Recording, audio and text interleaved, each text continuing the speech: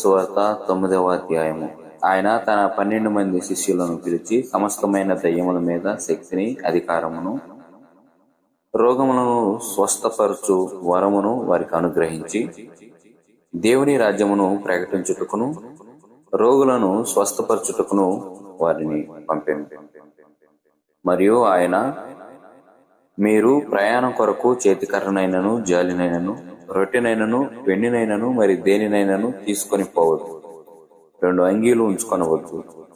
మీరు ఏ ఇంట ప్రవేశించుదరో ఆ ఇంటనే బస చేసి అక్కడ నుండి బయలుదేరుడి. మిమ్మును ఎవరు చేర్చుకొనరో ఆ పట్టణము నుండి బయలుదేరినప్పుడు వారి మీద సాక్ష్యముగా ఉండుటకు మీ పాదధూళి దులిపివేయుడని వారితో చెప్పాను. వారు బయలుదేరి అంతటా సువార్త ప్రకటించుచు, రోగులను స్వస్థపరచుచు గ్రామములలో సంచారము చేసిరి. చతుర్థాధిపతి అయిన హేరోదు జరిగిన కార్యములన్నిటిని గూర్చి విని ఎటూ తోచక ఉండెను. ఎలా అనగా, కొందరు యోహాను మృతులలో నుండి లేచిననియు, కొందరు ఏలియా కనబడిననియు, కొందరు పూర్వకాలపు ప్రవక్త ఒకడు లేచిడనియు చెప్పుకొనుచుండిరి. అప్పుడు హేరోదు, నేను యోహాను తల కొట్టించితిని గదా, ఎవరిని గూర్చి ఇట్టి సంగతులు వినుచున్నానో అతడెవడో అని చెప్పి ఆయనను చూడకోరెను.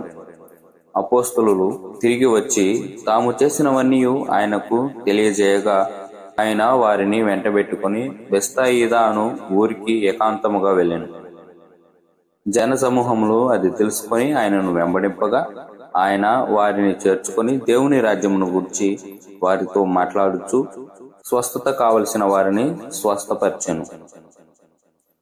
ప్రొద్దుగుంకనారంభించినప్పుడు 12 శిష్యులు వచ్చి,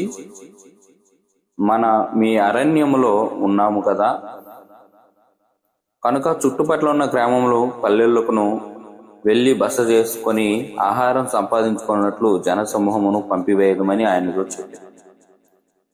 ఆయన, మీరే వారికి భోజనము పెట్టుడని వారితో చెప్పగా, వారు, మన యొద్ద 5 రొట్టెలను 2 చేపలను తప్ప మరేమీ లేదు.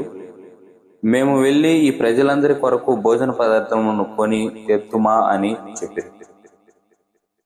వచ్చిన వారు ఇంచుమించు 5,000 మంది పురుషులు. ఆయన వారిని 50 మంది చొప్పున పంక్తులు తీర్చి కూర్చుండబెట్టుడని తన శిష్యులతో చెప్పగా, వారు అలాగూ చేసిరి. అందరినీ కూర్చుండబెట్టిరి.